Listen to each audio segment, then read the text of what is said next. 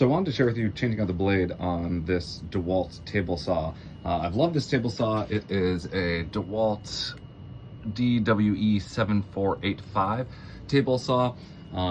Great machine. Just started getting into some finer woodworking and wanted to cut something with some more teeth than what came standard here with the stock DeWalt blade. And there aren't too many options here in 8 1/4 inches, but this Diablo blade at 8 1/4 inches. It is the let's see if we can focus, 0860, or on the back it has D0860X is the name of that blade.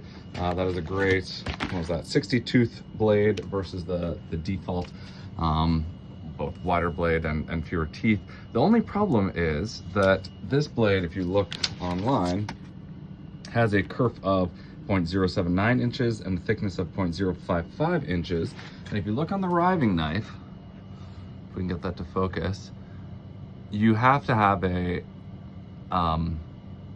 minimum kerf of 0.079 inches.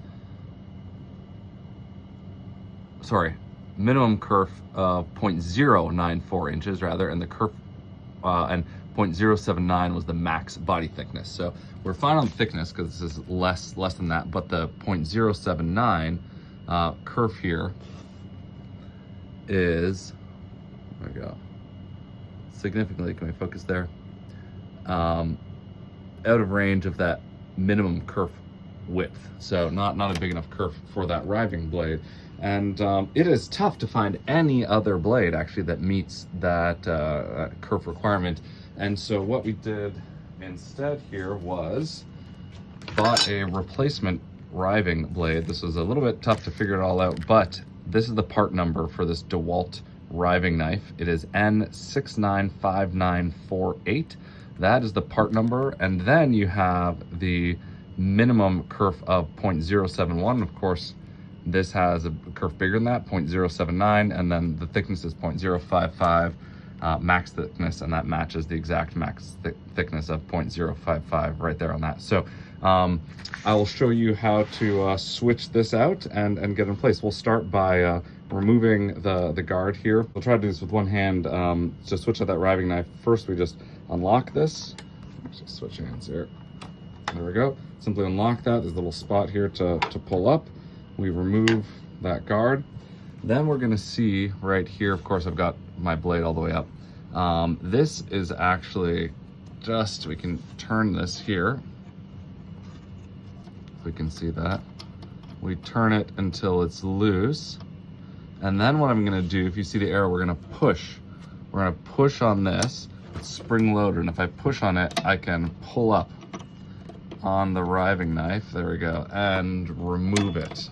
I can't do it easily with one hand, so I'm gonna, well, maybe I can push, there we go. Push on it, removed it. And now we're gonna switch this out for the correct one. After I switch my blade, I'm gonna push in, that'll drop in, and then I'll just switch out my blade there, of course, to the new one. Okay, I should say that to remove the saw blade, there are the tools here on the back of your saw. Take that off. And notice there's both an open end down here and a closed end. You're gonna start by taking open end and putting it, there we go, right in here.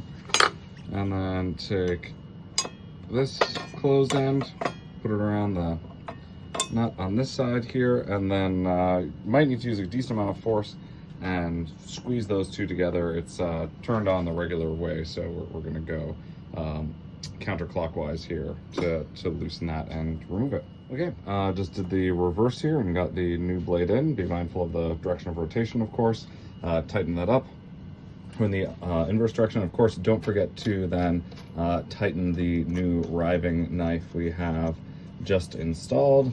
Tighten that up by turning it clockwise, nice and tight, and then put back our plate here. There we go, lock it, and there we go. We've just switched out the new Diablo blade. That's a 60 tooth blade with a narrow kerf to the default 24, sorry, switched out the default 24 tooth blade for the upgraded narrower kerf Diablo blade. And again, that riving knife that you need is N695948 is that part number to make that all work safely. All right, hope that's helpful. Good luck.